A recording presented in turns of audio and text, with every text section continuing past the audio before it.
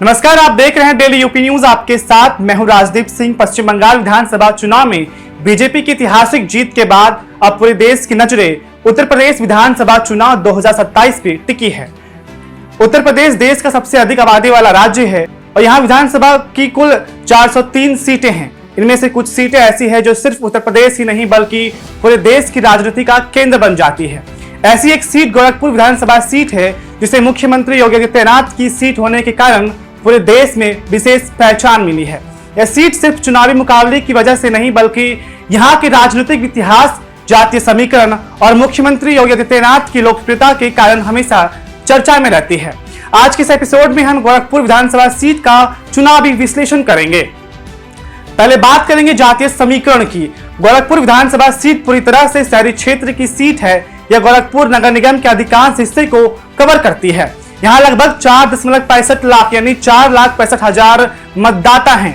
इस सीट पर व्यापारिक वर्ग, सरकारी कर्मचारी, युवा, छात्र, नौकरी पेशा लोग और मध्य वर्ग के मतदाता बड़ी संख्या में रहते हैं। यही कारण है कि यहाँ विकास, कानून व्यवस्था और रोजगार जैसे मुद्दे ग्रामीण सीटों की तुलना से अधिक प्रभाव डालते हैं। और अगर जाति समीकरण की बात करें तो यहाँ ब्राह्मण 16 से 18%, ठाकुर यानी राजपूत 12 से 14%, वैश्य 10 से 12%, पिछड़ा वर्ग यानी निषाद, मौर्य, कुशवाहा, यादव सहित 28 से 32% है। वहीं मुस्लिम 18 से 20% और दलित यानी जाटव सहित अन्य 12 से 14% है। यही सामाजिक समीकरण इस सीट को राजनीतिक रूप से बेहद महत्वपूर्ण बनाते हैं। गोरखपुर शहरी सीट पर मतदाता आमतौर पर विकास और कानून व्यवस्था को सबसे अधिक महत्व देते हैं। इस सीट के प्रमुख चुनावी मुद्दे हैं कानून व्यवस्था, सड़क और फ्लाईओवर, स्वास्थ्य सुविधाएं, रोजगार के अवसर, व्यापार और बाजार का विकास, शहर का इंफ्रास्ट्रक्चर, सफाई और ट्रैफिक व्यवस्था है।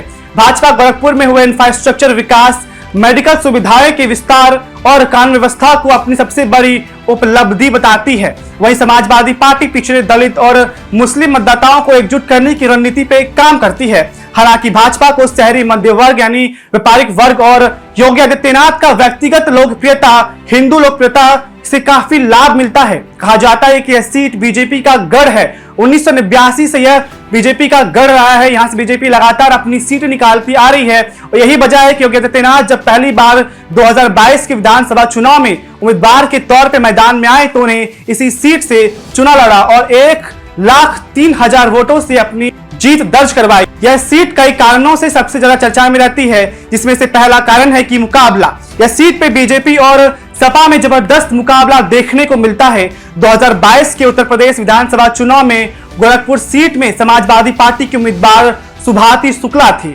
वह स्वर्गीय उपेंद्र दत्त शुक्ला की पत्नी और उन्हें भाजपा के उम्मीदवार योगी आदित्यनाथ के खिलाफ मैदान में उतारा गया था। आपको बता दें कि उपेंद्र दत्त शुक्ला खुद बीजेपी के वरिष्ठ नेता रह चुके थे। हालांकि योगी आदित्यनाथ ने यह चुनाव बड़े अंतर से जीत लिया। वहीं अब 2027 में विपक्ष के सामने सबसे बड़ी चुनौती भाजपा के मजबूत संगठन और योगी आदित्यनाथ की लोकप्रियता का मुकाबला करना है। कई राजनीतिक जानकारों का मानना है कि जब तक योगी आदित्यनाथ इस सीट से जुड़े रहेंगे, गोरखपुर शहरी विधानसभा सीट भाजपा के सबसे मजबूत किले में बनी रहेगी।